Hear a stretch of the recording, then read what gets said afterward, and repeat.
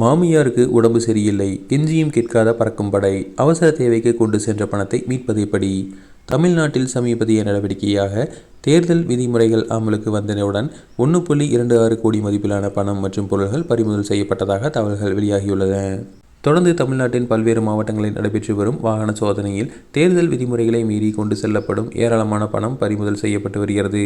குறிப்பாக மதுரை, திருச்சி பகுதிகளில் மட்டும் கணக்கில் வராத 18 லட்சம் ரொக்கம் பிடிபட்டுள்ளது. தமிழகம், புதுச்சேரி உட்பட 5 மாநிலங்களில் சட்டசபை தேர்தல் நடக்கவுள்ளதால் தேர்தல் நடத்தை விதிகள் அமலுக்கு வந்துள்ளன. இதன் காரணமாக 50,000 வரை மட்டுமே ரொக்கமாக எடுத்து செல்ல அனுமதி உண்டு. அதற்கு மேல் ஏதாவது 50,000 ரூபாய்க்கும் அதிகமான பணத்தை கொண்டு சென்றால் உரிய ஆவணங்கள் சமர்ப்பிக்க வேண்டும்.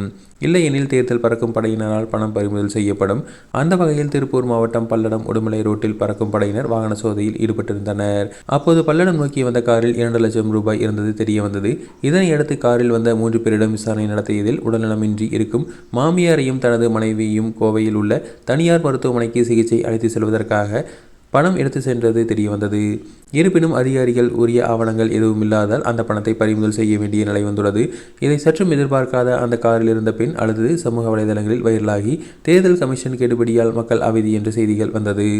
உண்மையிலேயே அவசர மருத்துவ சிகிச்சைக்காக பணம் கொண்டு செல்லும் போது பறிமுதல் செய்யப்பட்டால் அதை திரும்ப பெற என்ன செய்ய வேண்டும் என்ற முக்கிய தகவல்கள் வெளியாகியுள்ளது. பறிமுதல் செய்யப்பட்ட பணம் எதற்காக என்று பில் அல்லது பேங்க் ப்ரூஃப் போன்ற ஏதேனும் ஒரு ஆதாரத்தை காட்டினால் உரியவருக்கு திருப்பி தரப்படும். ஆதாரம் இல்லாமல் தகுந்த விளக்கம் தர முடியாவிட்டால் இன்கம் டாக்ஸ் விசாரணை டிபார்ட்மெண்ட்டுக்காக அனுப்பப்படும். 50,000க்கும் மேல் பணம் கொண்டு செல்லும் போது ஏதாவது ஒரு ஆவணத்தை கைவசம் வைத்திருப்பது அவசியம்.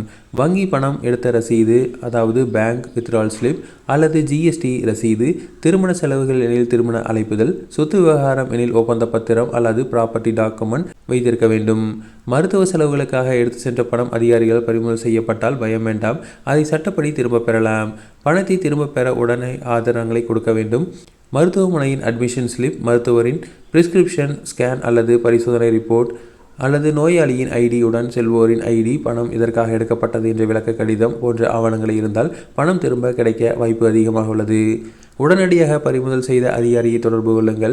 பொதுவாக பறக்கும் படை எலெக்ஷன் அதிகாரிகள் கொடுத்த மைசூர் ரிசிப்ட் காப்பி மிகவும் முக்கியம். மாவட்ட தேர்தல் அதிகாரி, அதாவது டிஸ்ட்ரிக்ட் எலெக்ஷன் ஆஃபீஸர் அலுவலகத்தில் எழுத்துப்பூர்வ மனு கொடுக்க வேண்டும். மெடிக்கல் எமர்ஜென்சி பர்பஸ் என்று அதில் குறிப்பிட வேண்டும்.